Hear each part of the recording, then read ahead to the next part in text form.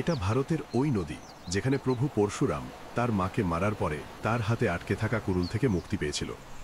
এই কাহিনী মহান ঋষি জামন্তাক আর তার স্ত্রী রেণুকার। বলে সে প্রতিদিন মাটির ঘড়া করে জল নিয়ে আসত, কিন্তু তার প্রতিব্রতার কারণে ওই ঘড়া ভাঙত না।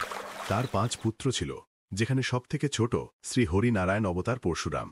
একদিন রেণুকা নদীতে কিছু অপ্সরাদের নাচ আর জল নিয়ে খেলতে দেখে কিছু সময়ের জন্য তার মন তাদের প্রতি মোহিত হয়ে যায়, আর তার মাটির ঘড়া ভেঙে যায়।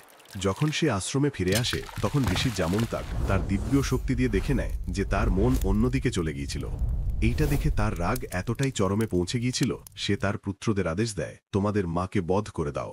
যখন 4 বড় ভাই অস্বীকার করে তখন রাগী পিতা সঙ্গে সঙ্গে তাদেরকে পাথর হয়ে যাওয়ার অভিশাপ দিয়ে দেয়।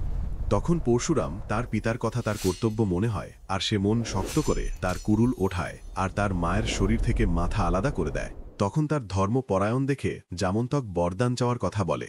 তখন সে তার মাকে জীবিত আর তার সাথে পাথর হয়ে গেছে তার 4 ভাইকে মুক্ত করার বরদান চেয়ে নেয়।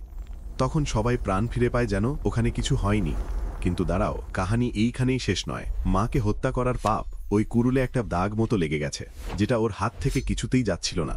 এই পাপ থেকে মুক্তি পাওয়ার জন্য সে এদিক ওদিক ঘুরতে থাকে। যখন কোনো তীর্থই তার এই কুরুলকে ছাড়াতে পারল না, তখন সে পূর্ব হিমালয়ের লোহিত নদীর ধারে আসে। আর যখনই সেই জলকে স্পর্শ করে তখন কুরুল নিজে থেকেই তার হাত থেকে পড়ে যায়।